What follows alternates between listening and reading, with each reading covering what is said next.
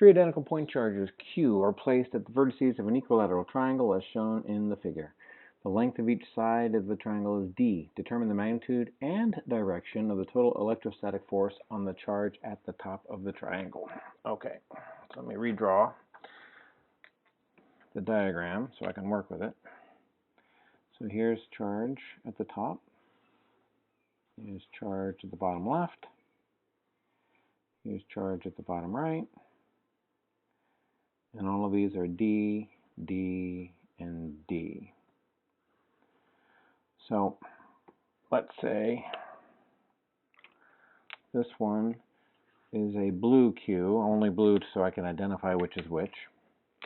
And this one is an orange Q. Well, orange Q acting on the top Q is going to have a force going in this direction, right? That's that force.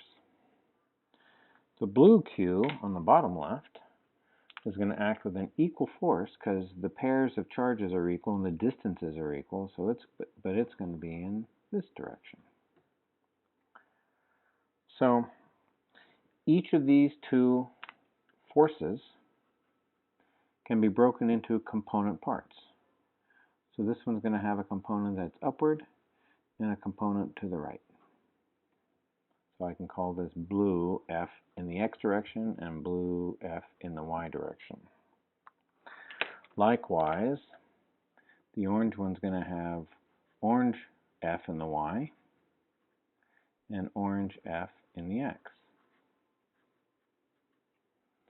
Now, the two x components of the forces are going to be of equal magnitude but opposite directions. So they're going to cancel each other out.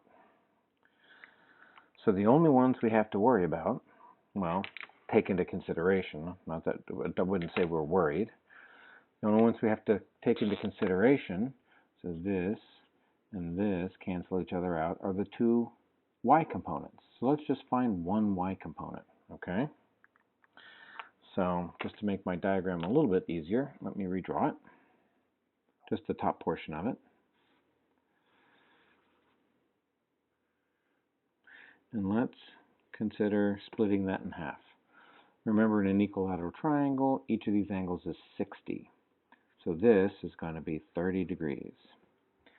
And the actual force, so that's the orange one in that direction, the actual force this way, that force is equal to K Q squared over D squared. Right? Because each of these is Q, so there's the 2's Q squared divided by the distance between them, D squared. Now let's look at the y component, because that's the part we really want. This is also going to be 30 degrees. Oops, I drew that a little long. Let me go cheat a little bit. And then there's going to be that would be the same as the horizontal component. This one that we're looking for is adjacent to the 30 degree angle. So this magnitude is F times the cosine of 30. Guess what? The y component of the blue one is going to be exactly the same thing. So in this case, Fx is going to be K times Q squared over D squared times the cosine of 30, which is the square root of 3 over 2. And we're going to have two of them, right? Because we have one from each one. So let's multiply that whole thing by 2. One for the orange and one for the blue. So these 2's divide out. And this is going to end up being K times Q squared times the square root of 3 over D squared. But they throw us a little monkey wrench in here. But not so bad, because I told everybody at the beginning of the test that another way of writing K is 1 over 4 pi epsilon 0. So instead of K, I'm going to substitute this. So that's going to be 1 over 4 pi epsilon 0 times Q squared times the square root of 3 over D squared. And you go and you find the one that matches that. And the other piece you have to keep in mind is that it is directed upward. So, upward.